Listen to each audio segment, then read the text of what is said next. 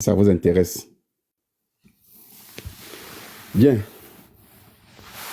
Est-ce que je dois même demander si ça vous intéresse ou pas? Quand on suit la lecture, à un moment, certains portent un intérêt, d'autres pas. C'est normal, c'est pas. Afrique Média, c'est France, c'est quoi? France Afrique Média. Ok. Donc, on va dire qu'à Brazzaville, la démocratie est en sandwich. Oui. Parce que le Congo-Brazzaville, sa principale richesse, c'est le pétrole. Et ce pétrole devrait assurer le bien-être de ces 2 800 000 habitants à l'époque où on écrivait ce livre. S'ils ont augmenté aujourd'hui, peut-être qu'ils avoisinent, peut-être qu'ils sont 4 ou 5 millions, je ne sais pas trop. Je peux regarder rapidement. Regardons rapidement, population du Congo.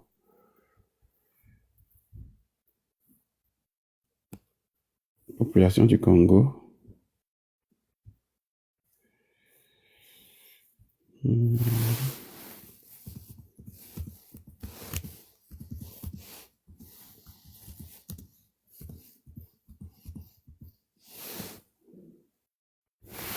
Ok.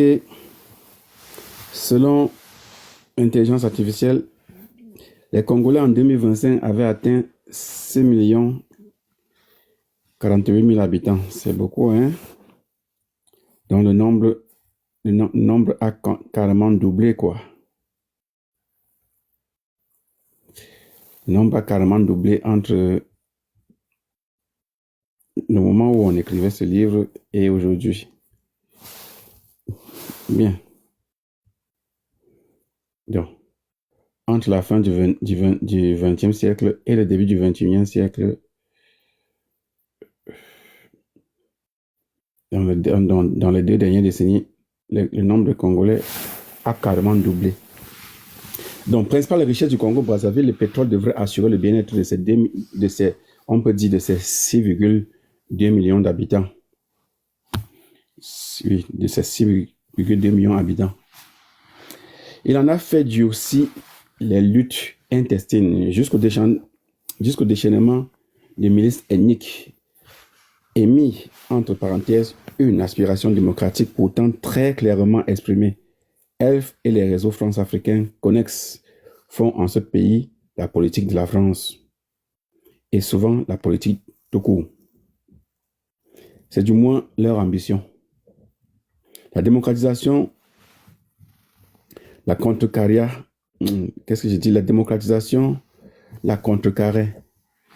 Il était plus simple de réchauffer le plat du dictateur Denis Sassou Nguesso, un officier dont on avait pu apprécier depuis 1963 l'intégration de plus en plus manifeste à la famille et à l'esprit france-africain.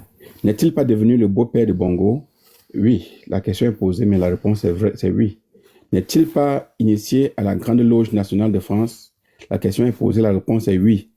Tout comme Paul Biya, Sassou Nguesso est initié à la GLNF, dans la Grande Loge nationale française.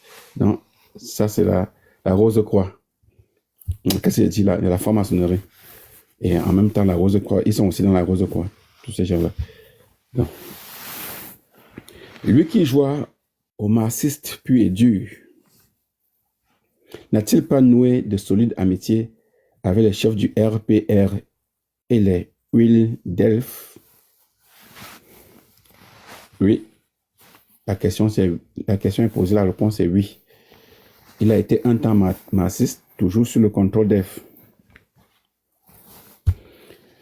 N'eussent-ils pas en virtuose de leurs émissaires, leurs babous et trafiquants d'armes, leurs communicants, leurs circuits de financement? La réponse est oui. Un tel homme paraît insubmersible. Il faut rappeler comment il a croqué le Congo, Denis Sassou Nguesso. Durant les 3 années qui ont suivi l'indépendance, en 1960, le Congo-Brazzaville de l'abbé président Fulbert Yolo goûte une relative démocratie, pluripartisme, liberté d'association et d'expression. À la mi-août 63, l'officier de réserve Denis Sassou Nguesso et quelques collègues déclenchent une insurrection. Donc, on parle comme ça de Sassou Nguesso depuis 1963. Depuis 1963, il déclenche une insurrection contre qui? Contre l'abbé Youlou. Fulbert Youlou, le premier président du Congo. Ils revendiquent leur réintégration dans l'armée, un peu à la manière du sergent Yadema au Togo, hein, avec Nicolas Granuski, vous vous rappelez, hein, c'est un sergent-chef revenant de la guerre d'Algérie qui avait renversé Sylvanus Olympio et il avait installé à la tête du Togo Nicolas Granuski, qui sera écarté plus tard par Yadema. Et le fils est au pouvoir jusqu'aujourd'hui. Donc, Sassou Nguesso et ses quelques collègues déclenchent une insurrection et revendiquent leur réintégration dans l'armée, un peu à la manière du sergent Yadema au Togo, 6 mois plus tôt. Donc, la même année, en 1963. Ouais, c'était le moment où tous ces gars qui avaient été entraînés, qui avaient suivi les entraînements en France, qui avaient combattu pour le compte de la France en Algérie, ou ainsi, c'est pas un peu partout, hein, comme Omar Bongo, par exemple, en Centrafrique et tout ça. C'était le moment où la France, la métropole est récompensée. Bien, l'abbé Youlou doit s'enfuir. La page de la démocratie est tournée, comme elle le fut à Lomé, avec l'assassinat du président Sylvanus Olympio, comme je viens de dire. Les dirigeants de la révolution congolaise adoptent l'idéologie du socialisme scientifique. Vous savez, j'ai l'habitude de parler du socialisme scientifique, non? Oui, ça vient de Karl Marx. Voilà pourquoi il se faisait passer pour un marxiste. Mais comme Louis Lefort-Prigent le dit, il a été marxiste toujours contrôle F.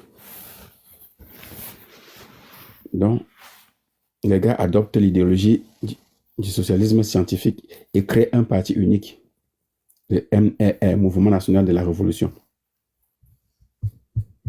Le président de l'Assemblée nationale, Alphonse Massamba Deba, devient président de la République. Le 31 juin 1968, donc 5 ans plus tard, une aile radicale du MR, soutenue par des officiers dits progressistes, parmi lesquels Denis Sassou Nguesso, veut durcir le régime. Marien Ngouabi est propulsé à la tête du Conseil national de la Révolution.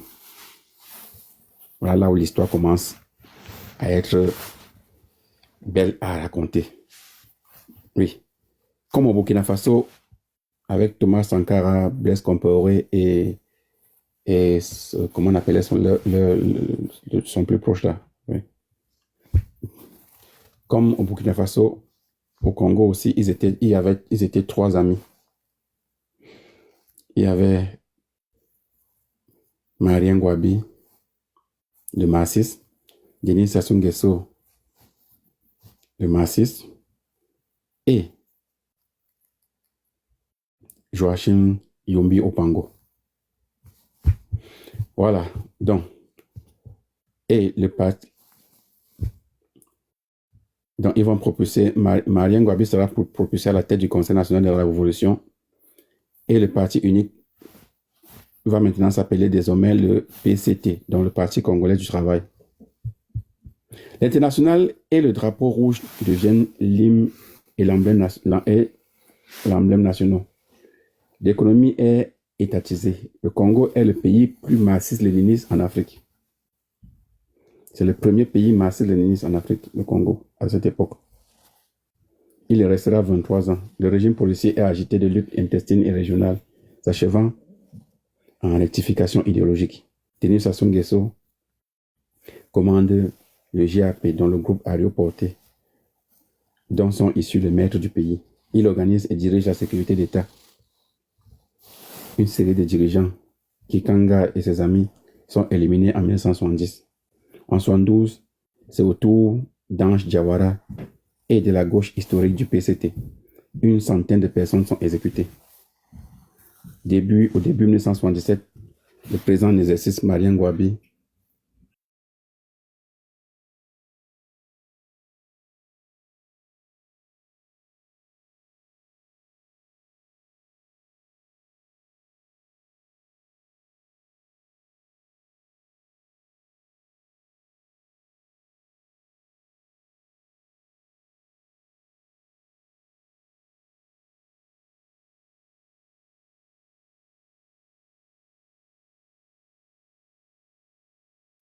je disais qu'au début 1977, le président en exercice, Marien Ngouabi, veut ouvrir et assouplir le régime. Il rencontre à plusieurs reprises son prédécesseur Massaba Deba. Cela inquiète DSN, donc Denis Sassou Nguesso. En mars 1977, un opportun coup d'État permet d'assassiner les deux présidents, ainsi que l'influent cardinal Émile Bianda. Donc, on va assassiner et Massaba Deba et Marien Ngouabi et aussi le cardinal Émile Bianda. Les assassins ne pourront parler. Denis Sassou Nguesso les fait exécuter sans jugement. Voilà qui est Denis Sassou Nguesso, pour ceux qui ne savent pas. Je vais lire juste peut-être 2 pages, juste parce que je veux rafraîchir la mémoire sur qui est cet homme-là. Le 5 février 1979, il achève de faire place nette. Il embastille pour 13 ans le successeur de Ngouabi, Jacques Joachim Yombi Opango, comme je vous ai dit tout à l'heure, et il s'installe à sa place. Et le pétrole coule à flot sous le premier règne de Sassou, de 79 à 91, qui n'est pas cependant un long fleuve tranquille. Voilà comment la conférence nationale souveraine va lui imputer 3000 assassinats.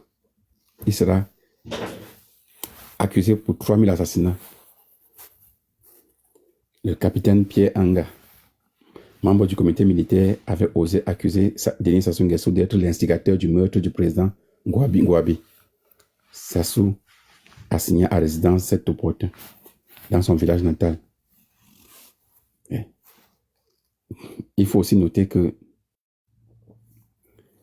en 1998, prétextant une rébellion, en 1988, je disais, prétextant une rébellion, il y dépêche l'armée, les blindés et l'artillerie.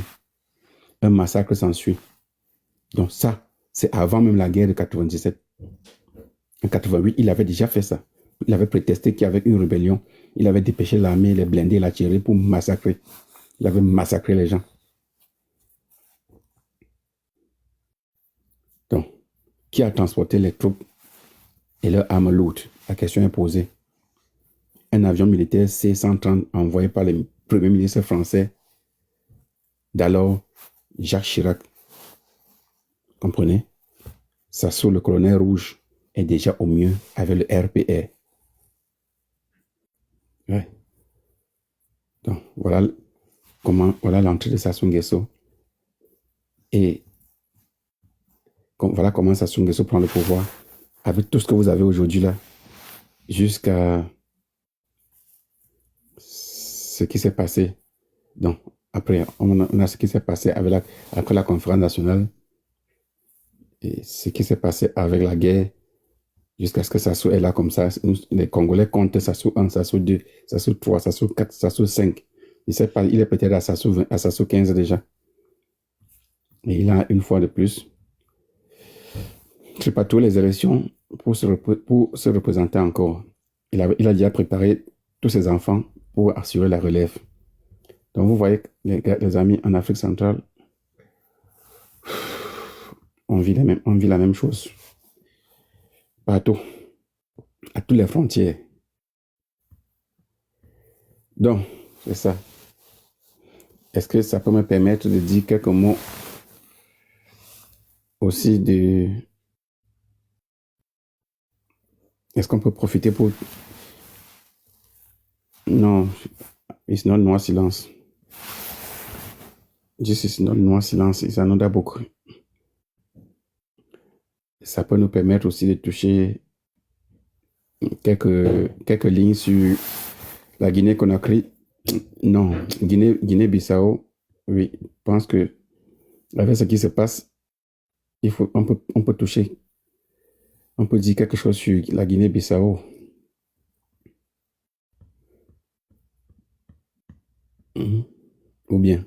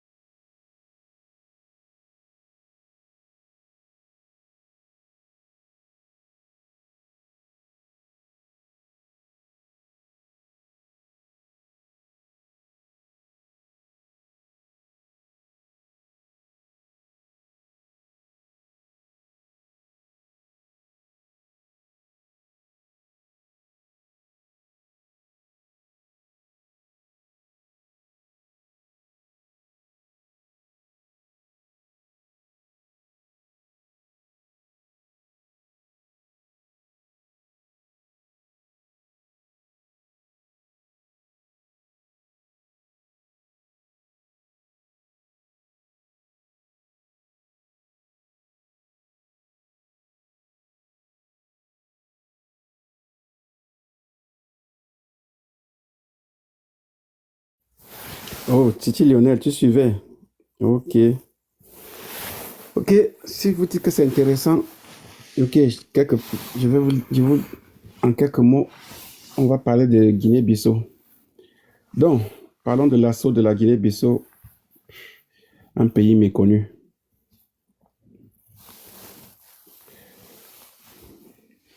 Que les décolonisations, que les décolonisations belges et portugaises n'aient pas été des réussites, nul n'en disconviendra.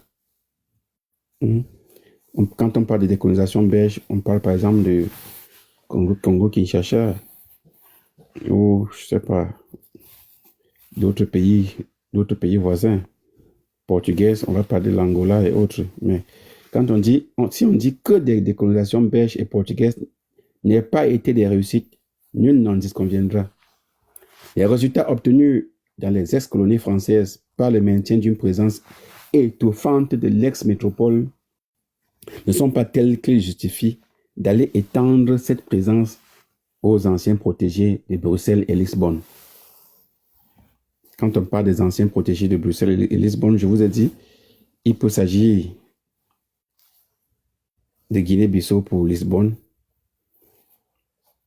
de Kinshasa pour Bruxelles. Bonjour, nationalistes révolutionnaires. D'autant qu'en général, ni les politiques, ni les militaires français ne connaissent quoi que ce soit des coutumes et de l'histoire de ces contrées exotiques. Il en existe bien quelques spécialistes hexagonaux, mais il est de bon ton de ne jamais les consulter. Ainsi se déclencha la tragique aventure française au Rwanda. Le bilan de 4 décennies d'ingérence dans l'ex-Congo belge est assez catastrophique. Dans l'ancienne colonie espagnole de Guinée équatoriale, qui déborde de pétrole, on ne lessine ni sur les basses œuvres, ni sur les témoignages d'affection à l'adresse d'une dictature ethniste. Là, on parle de chez Bazogo. En Angola, les réseaux français ont amplement concouru à la prolongation d'un conflit impitoyable. Voilà tout ce que la France a passé le temps à faire en Afrique.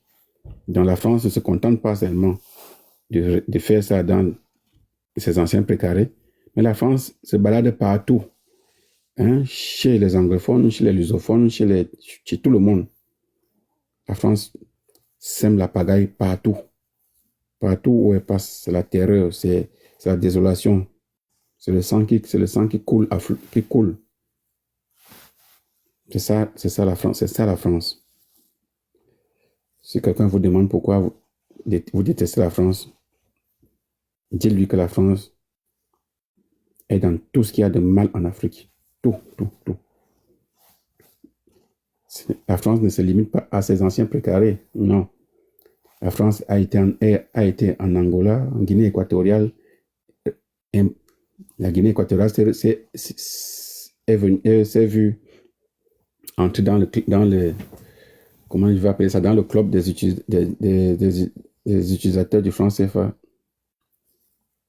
En Angola, ils ont financé la guerre, décidé qu'ils devaient être gagnants. Et dès qu'on a découvert le gaz au Mozambique, directement, ils ont envoyé leurs amis rwandais là-bas prétendument combattre le terrorisme qui s'est installé juste 2 semaines après la découverte du gaz. Donc c'est quand même tout un... Ouais. Là maintenant nous parlons de plutôt... N'oublions pas ce qu'ils ont fait en Sierra Leone, au Libéria, qui sont des anciens précarés anglophones. Donc,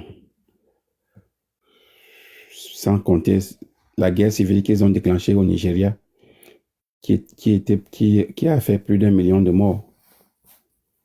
Oui. Donc, en Angola, les réseaux français ont amplement concouru à la prolongation d'un conflit impitoyable.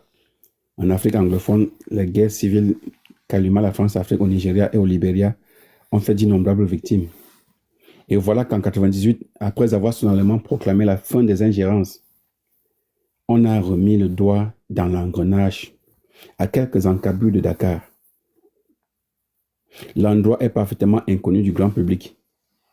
Et comme d'habitude, les médias parisiens occultent l'engagement français. Oui. Là, on fait un voyage en Guinée-Bissau. C'est sûr que vous ne saviez pas que la France avait fait du sale en Guinée-Bissau. Parce que vous allez vous dire que mais Guinée-Bissau, là, c'est pour les Portugais, non? Non, les Français font du sale partout. La Guinée-Bissau, c'est un petit pays de 28 120 km² qui avait à l'époque environ 1 200 000 habitants. Aujourd'hui, ce chiffre a doublé.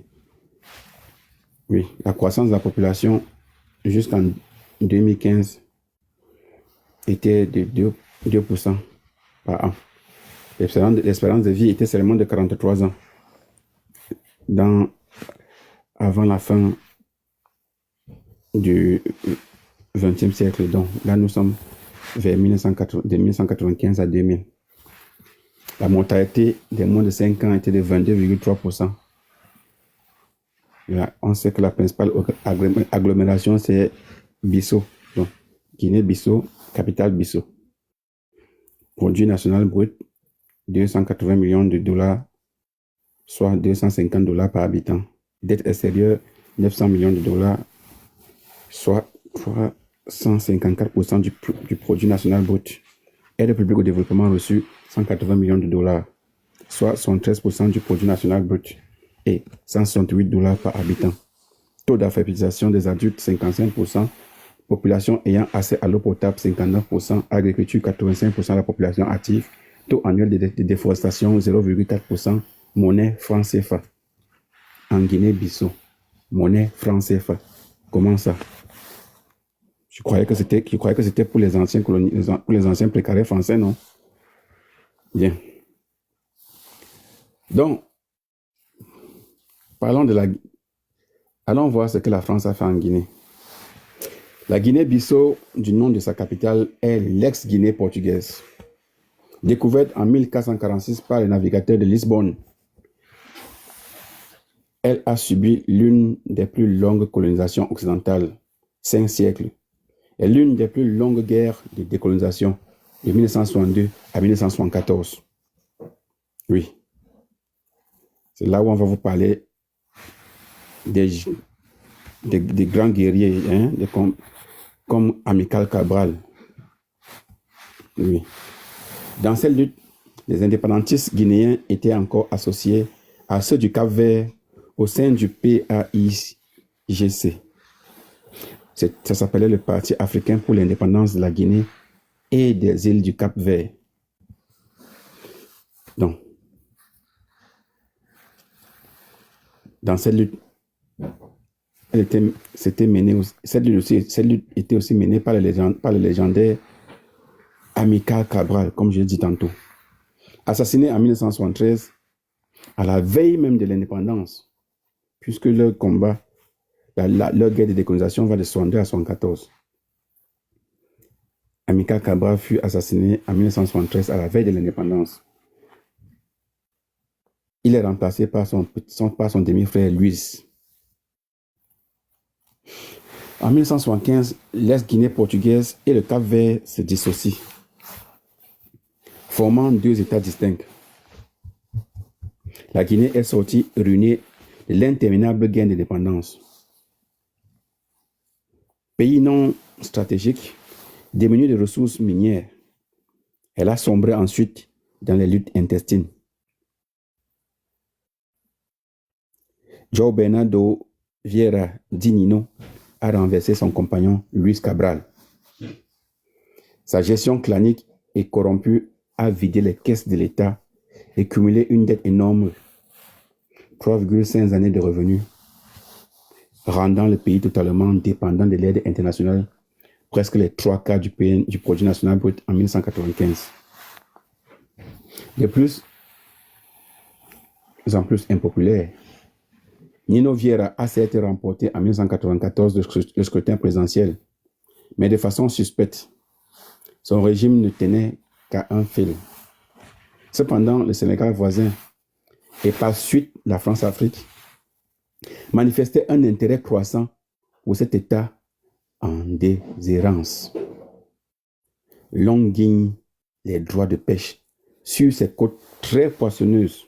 Ensuite, l'armée de Dakar, très encadrée par la France, entend poursuivre les rebelles de Casamance, cette province irrédentiste au sud du Sénégal, en guerre de sécession depuis 1982, qui se replient inévitablement chez leurs cousins Bissau guinéens. Voilà. Donc, ça va devenir un prétexte. Enfin, le chapelet de guerre civile Libéria, Sierra Leone, Casamance a favorisé l'essor d'une série de trafics d'armes, drogues, diamants, etc. Ils passent par la Guinée-Bissau et leur contrôle est un enjeu régional. Voilà pourquoi on vous dit que cette histoire de trafic de drogue avec la Guinée n'est pas une histoire d'hier. Ce n'est pas une histoire d'hier, c'est une vieille histoire. Et depuis à l'époque de Kadhafi,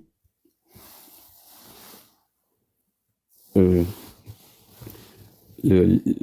président déchu guinéen, là, Embalo Sissoko, il était déjà impliqué dans le trafic de drogue avec Muammar Kadhafi. Donc c'est un jeu de la vieille dans ce domaine. Bien, bref, tantôt par la pression, tantôt par la séduction, Dakar et Paris se sont efforcés d'arrimer Bissau. Quand on parle d'arrimer, vous comprenez d'arrimer. Donc, une forme d'annexion, mais sans pour autant prendre le contrôle. Sans pour autant, comment je vais dire ça, inclure ça dans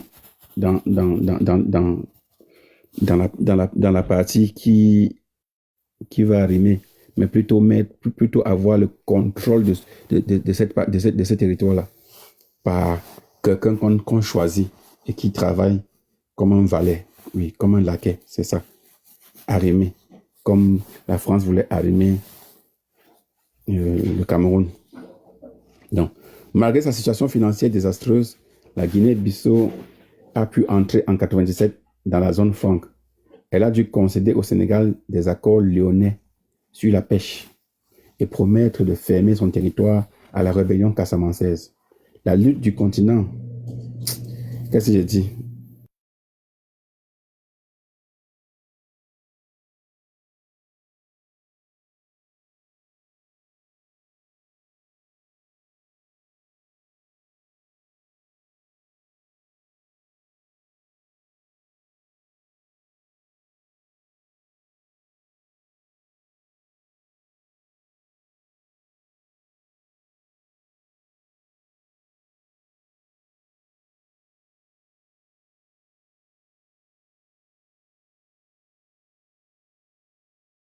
Il disait que la lettre du continent résume brutalement la marge de choix laissée au président Vieira. Il ferme les yeux sur le soutien aux Casamançais jusqu'à ce que, étranglé par les soucis financiers, il décide de renouer avec la francophonie.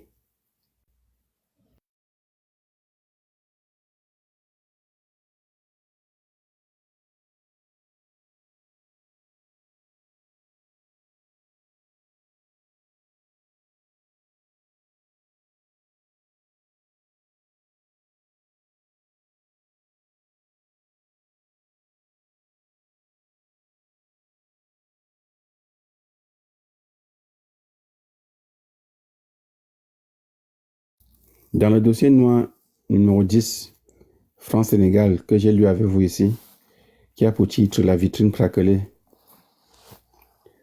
Dans ce dossier noir, il avait été relaté, en tout cas, ils avaient relaté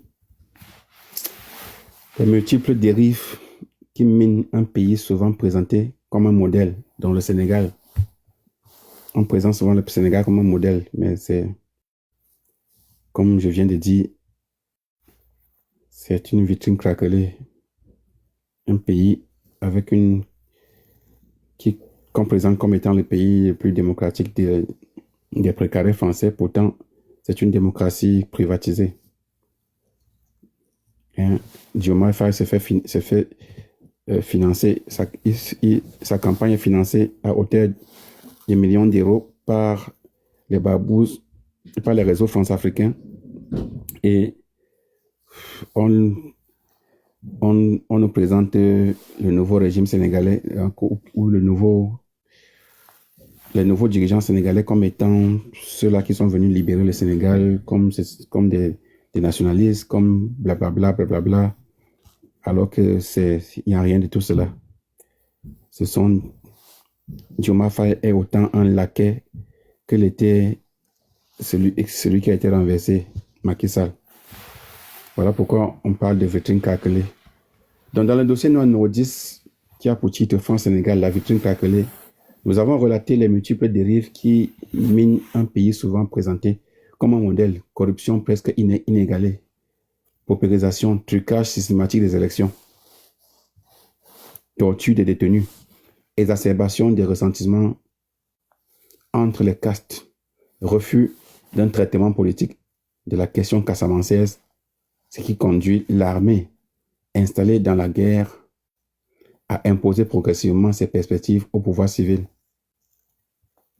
Quasiment coupée du reste du Sénégal par la Gambie, la Casamance est peuplée en majorité de Dioula, animistes ou chrétiens, et de Mandingues musulmans. À force de ne pas respecter ces spécificités et de privilégier l'option répressive, Dakar creuse la revendication indépendantiste. L'interminable guerre civile dégénère en une sale guerre. Elle fait de plus en plus de morts. Les exactions se multiplient des deux côtés. L'armée s'habitue à la torture. Les voix modérées deviennent inaudibles. Certes, le parti indépendantiste de l'abbé Augustin Diamacoune, le MFDC, Mouvement des forces démocratiques de Casamance, est profondément divisé. Mais cela augure plus d'un pourrissement que de la paix. La dissidence Casamance prospère dans un contexte de désordre soigneusement organisé par les divers protagonistes, trafiquants et intervenants dans la région. La Casamance est devenue une zone de haute criminalisation où se côtoient rebelles authentiques, rebelles reconvertis dans le trafic d'armes ou le commerce de la drogue et officiels de tous bords. L'implication dans le trafic de cannabis représenterait 60 à 70% des revenus du parti, donc du MFDC. Les marchands d'armes et les trafiquants de drogue nichés au cœur du conflit casamançais appartiennent à des filières politico-mafieuses. Les présidents d'une communauté rurale casamançaise estiment que de nombreux sympathisants du mouvement rebelle, grâce à leurs relations établies en Gambie, facilitent le trafic d'armes. Ces armes empruntent les pistes de contrebande du sucre et du riz. Rien ne vaut une guerre prolongée pour engranger des soldes accrus. Les militaires de base considèrent comme une chance de combattre dans le sud, où le soutien financier de l'Arabie saoudite, par solidarité islamique peut-être, permet d'améliorer les rémunérations. La ligne de crédit ouverte pour la défense de l'unité nationale est un filon auquel l'armée sénégalaise aura du mal à renoncer. Bien entendu, l'armée française soutient sans faillir sa filleule sénégalaise, exemplaire. Elle veut d'ailleurs y distinguer un bataillon modèle de 700 hommes pour la future force interafricaine. De quoi? De maintien de la paix, soi-disant. En mars 1998, les grandes manœuvres franco-sénégalaises sont organisées avec l'appoint de contingents mauritaniens et maliens, sous le regard intéressé des États-Unis, qui eux aussi choisissent l'armée d'Abdou Diouf. Abordage franco-sénégalais, quelques mois plus tôt, l'état-major dakarois décidait d'augmenter la pression sur la Guinée-Bissau. Il soupçonnait l'armée et son chef, le général Ansoumana Mané, de favoriser en somme l'approvisionnement en armes du MFDC pour diverses raisons, dont la proximité ethnique. La composition de l'armée guinéenne, nous disons plutôt bissau-guinéenne, reflète celle de la population casamançaise. Le 5 janvier 1998, le président Vieira démet le général Mané. Le 8 juin, celui-ci entreprend de renverser le président. Certes, un push, ce n'est pas bien. Mais en vertu de quel mandat le Sénégal voisin dépêche-t-il illico 1 millier d'hommes pour combattre les putschistes d'un pays indépendant? La question se pose. Et c'est là où je voulais arriver. Je recommence. Le 5 janvier 1998, le président Vieira va démettre le général Mané. Oui. Le général Ansoumana Mané. Le 8 juin, ce même général entreprend de renverser le président. Ok. 7. Un push, c'est pas bien. Nous sommes d'accord. Mais en vertu de quel mandat le pays voisin qui est le Sénégal va dépêcher illico 1 millier d'hommes pour combattre les putschistes d'un pays indépendant? La question est posée. Est-ce que le Sénégal a le droit d'envoyer 1 millier de soldats en Guinée-Bissau pour combattre les putschistes? Le Sénégal se prend pour qui? C'est quoi? Le mandat, ils ont quoi? Le mandat de l'ONU? Ils ont quoi? Le mandat de l'OUA? De quoi? De la CEDEAO? De quoi? De rien. Alors même qu'à Paris, la mission parlementaire d'information sur le Rwanda s'interrogeait sur le pourquoi et le comment de l'intervention militaire noroise en 1990. C'est par la presse portugaise qu'on apprenait une récidive. L'armée et les services français étaient derrière l'intervention des troupes sénégalaises dans la guerre civile bissau-guinéenne. Paris les convoyait et les guidait au secours d'un président largement discrédité, mais grand ami du régime sénégalais.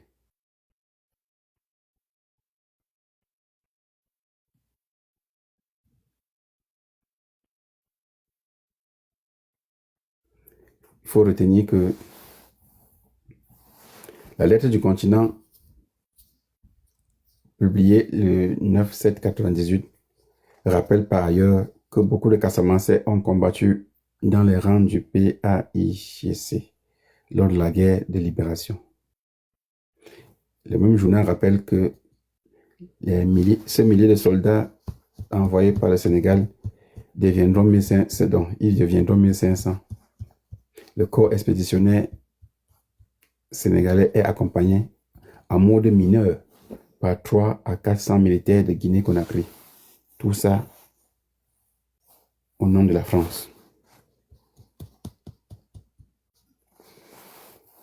Et tout ça, c'est la France. Donc je disais que l'armée et les services français étaient derrière l'intervention des troupes sénégalaises dans la guerre civile bisso-guinéenne.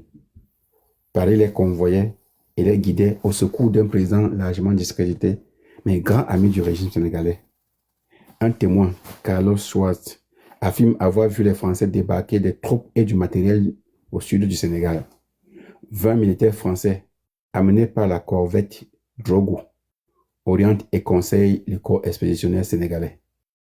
Les rebelles annoncent la capture de 7 commandos français armés jusqu'aux dents, surpris dans la partie supérieure de l'Assemblée nationale, avec pour mission apparente de corriger les tirs.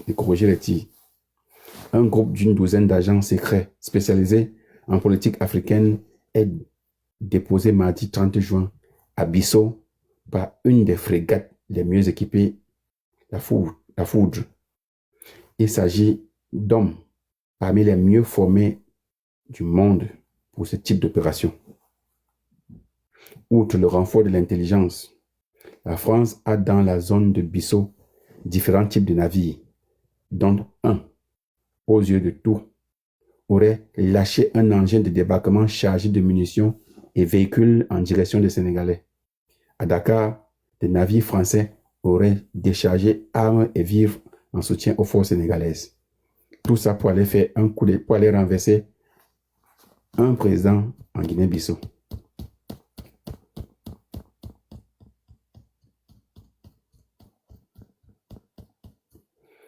Moralité de tout ce que je raconte.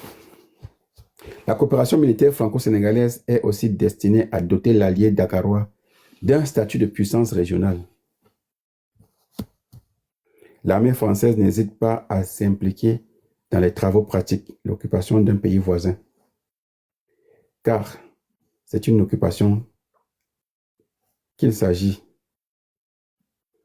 Oui, c'est d'une occupation qu'il s'agit. Que 1500 soldats sénégalais armés par les Français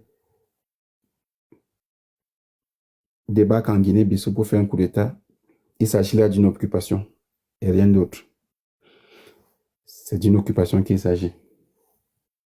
Sénégalais et Français découvrent l'hostilité de la population envers le président Vieira, accusé de trahison et de corruption entre guillemets, et la très grande popularité du général Mané. Une forte majorité de Bissau-Guinéens penche pour les mutins contre les envahisseurs. Donc, vous entrez dans le pays des gens, vous venez renverser un général parce qu'il a fait un coup d'État à quelqu'un qui a volé les élections. Un peu comme Paul Biya a volé les élections au Cameroun. Un général qui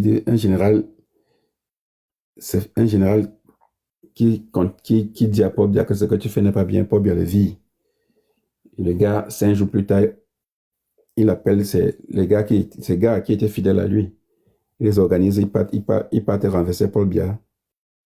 Et la France envoie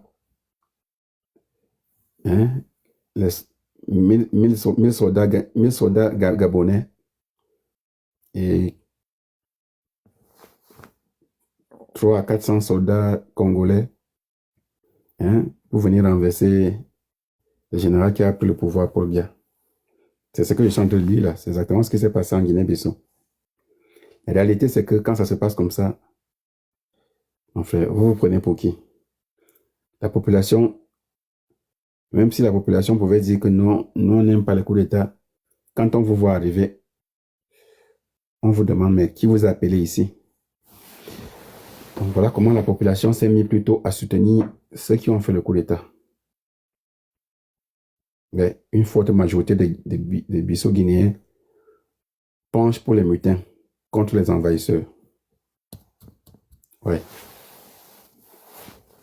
Des combats acharnés se déroulent dans la capitale, tuant des centaines de civils et chassant la plupart des 250 000 habitants. Hein? La France à travers, ou bien, comment je vais dire ça? Oui, par Sénégalais interposés, mène une guerre en Guinée-Bissau, tue des centaines de civils et une bonne majorité se retrouve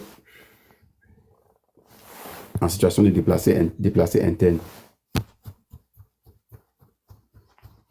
Qui avait autorisé le Sénégal de se comporter ainsi? Donc, quand on a une néo-colonie, on obéit seulement aux ordres de la métropole. On s'en va faire la guerre chez les autres. On massacre leur peuple. Et si tu demandes à un Sénégalais, il va te dire que le Sénégal ne sait jamais mener les affaires des autres pays. Le Sénégal n'a jamais... J'ai eu ce débat avec les Sénégalais ici, ils avaient failli me manger cru. Que non, tu te trompes, tu mens même d'abord, tu mens. Le Sénégal n'a jamais fait la guerre à un pays, le Sénégal n'a jamais été quelque part, le Sénégal n'a jamais rien fait, les Sénégalais ne font pas comme ça. Le Sénégal n'a jamais fait. Mais au nom du néocolonialisme, le Sénégal est allé massacrer des centaines de civils en Guinée-Bissau parce que la métropole lui avait ordonné.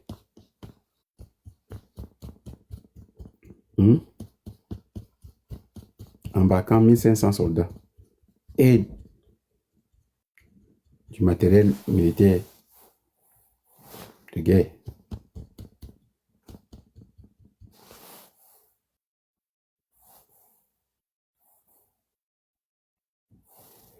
Le contingent sénégalais subit des pertes importantes. Comme de coutume, la presse française, au lieu de vérifier les dits des confrères étrangers, se contente au mieux de publier les démentis officiels. C'est assez surréaliste. Paris dément être impliqué dans l'intervention du Sénégal en Guinée-Bissau. Titre Le Monde du 30 juin.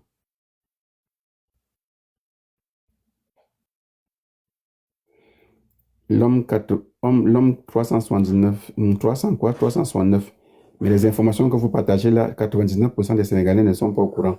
Je sais que 99% des Sénégalais ne sont pas au courant. D'ailleurs, les gens en Afrique ne sont au courant de rien, de ce qui se passe dans leur pays. Ouais.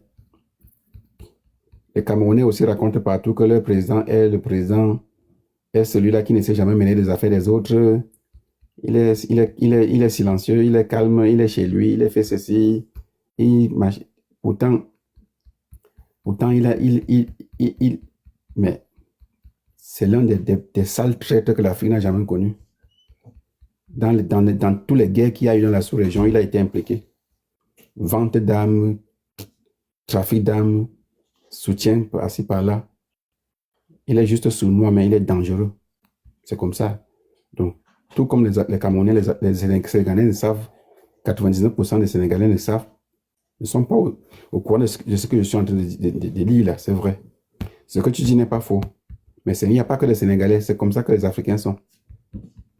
Dernièrement, quand dans un dossier noir, je faisais comprendre que des militaires maliens étaient partis massacrer les Congolais au Congo-Brazzaville dans la guerre de 1997. Mais le frère malien qui était ici était surpris. Il se demandait, mais comment ça? Mais c'est ça la France-Afrique. De la même façon que ce sont les Tchadiens qui venaient massacrer les UP6 au Cameroun. C'est comme ça que la France va armer les Sénégalais pour aller massacrer les Bissau-Guinéens. Et les gens, personne ne sera au courant. C'est ça. On peut dire que c'est assez surréaliste. Parce que la réalité, c'est que quand ça se passe comme ça, la métropole demande toujours être impliquée dans l'intervention. Donc, le contenu de l'article n'en dit pas davantage. Le lecteur ne saura jamais qui a accusé la France, de quoi précisément et sur quelle base. Mi-juin, le ministre Charles Josselin confirme le démenti. Il accuse le Portugal de nostalgie coloniale. Le quotidien Diario de Noticia ironise, avant d'exprimer tout le respect que ces agissements français inspirent à l'étranger. Je cite, « Paris niant toujours son appui à l'opération sénégalaise. Il faudra donc admettre que les vaisseaux de guerre et les engins de débarquement qui soutiennent l'action des troupes sénégalaises ont été volés à l'armée française, ou bien qu'il s'agit de bateaux sénégalais dissimulés sous pavillon français. La France fait ici une triste figure, stimulant, alimentant la guerre, usant les Sénégalais comme chair à canon. La France, vieille France, parie sur un dictateur qui n'a pas le moindre respect des droits de l'homme.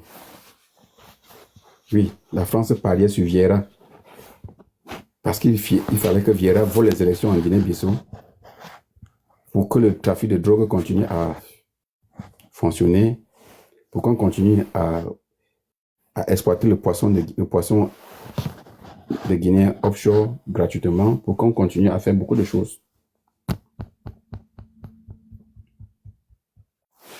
L'armée sénégalaise était la figure de proue d'une force de paix interafricaine, fourbie par la France avec l'aval américain.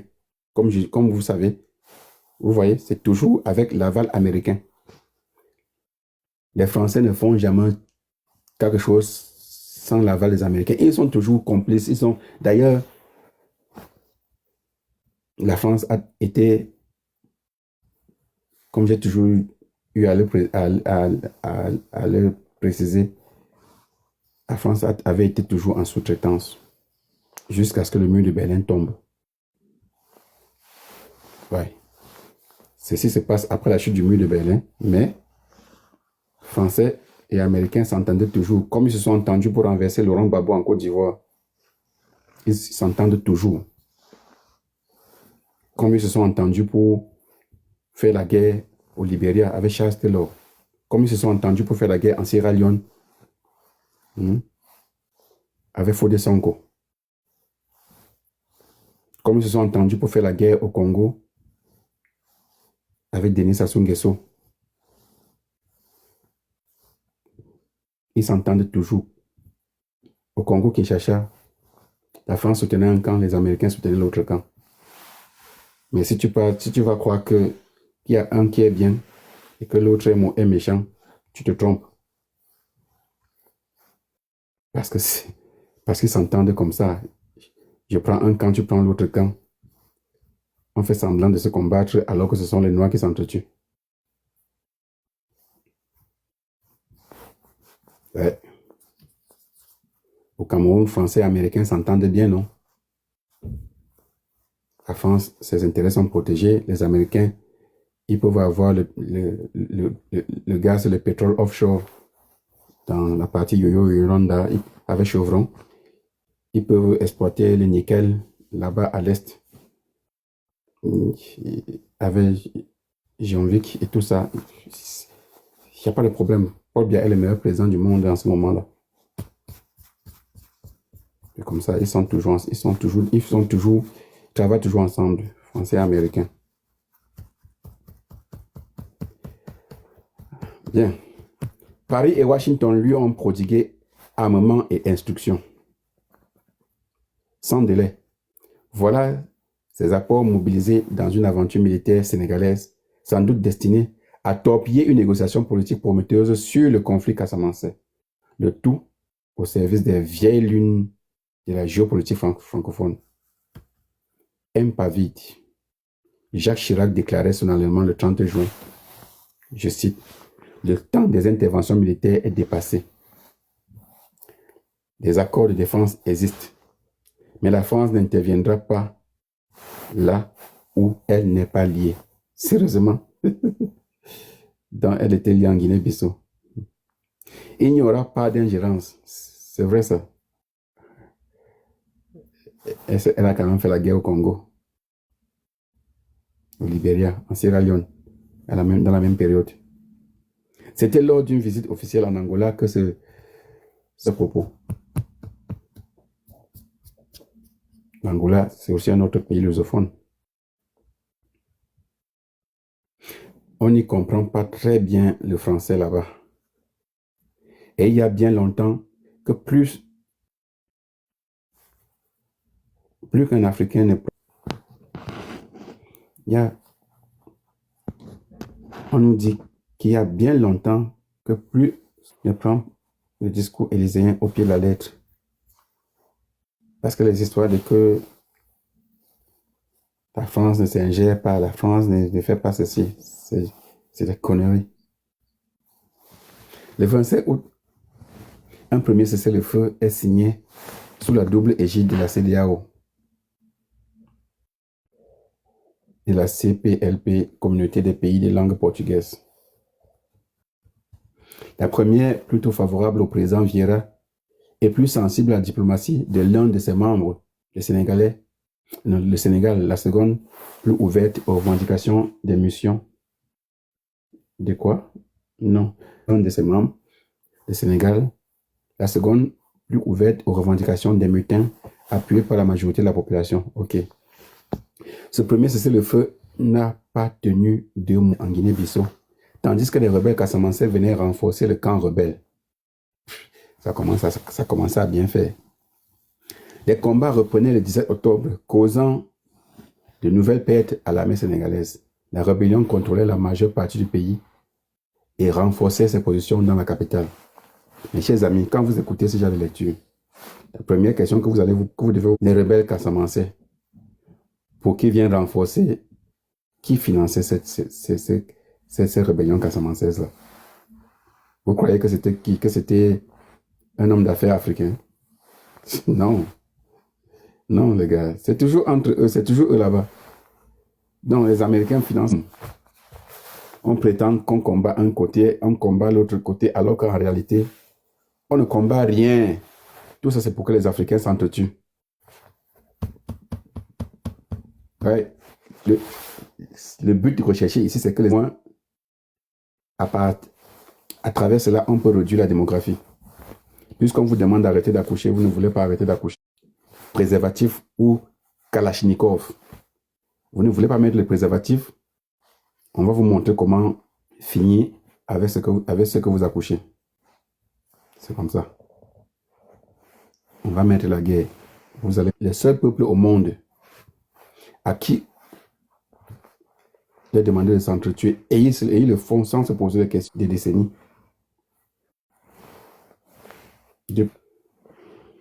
Dans la nuit du 1er au 2 novembre, un accord de paix était signé entre Nino et Vieira et le général Mané, prévoyant le retrait de toutes les forces étrangères, y compris les troupes rebelles casamançaises, le déploiement d'une force d'interposition à la frontière avec le Sénégal et un gouvernement d'union nationale. La mise en place d'un couloir humanitaire devait permettre entre-temps de secourir 350 000 personnes déplacées, très démunies. La paix s'est conclue sous les auspices du Nigeria, heureusement débarrassé de son dictateur Sani Abacha. La question est posée. Pour le dossier Bissau-Guinéen, qu'on se mette en direct et qu'on ne sorte pas de là avec quelque chose, non? C'est pas mal. Il y a un Sénégalais au moins qui a appris que son pays n'est pas le pays. Ce pays-là qu'on présente comme étant un modèle en Afrique, c'est l'un des pays qui a fait plus de mal en Afrique et qui continue à le faire. Parce que à la tête de ce pays, il y a toujours des laquais, des représentants de l'ordre néocolonial qui exécutent seulement l'ordre de la métropole. Diomaye Faye en est un autre. Je dirais même qu'il sera même plus pire que Macky Sall. Mais au Sénégal, aujourd'hui, il y a les pro-Faye, les pro-Sonko et bien d'autres pro. En Afrique, les Africains, qu'est-ce qu'il faut vraiment pour notre pays? Ils seront plutôt comme les Camerounais sont pro-Chiroma, pro-Camto, pro-Bia, pro-machin, pro-ceci. Ils ne sont. C'est ça, c'est pour ça que l'Afrique, ce n'est pas demain que l'Afrique va s'en sortir.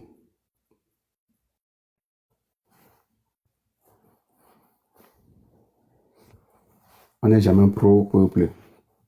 Donc, le peuple ne peut pas dire je suis le peuple, je suis le souverain, donc je suis pro-peuple. Je ne peux être que pro-peuple. Où les prolétaires se trouvent, ils forment un. Généralement, il s'agit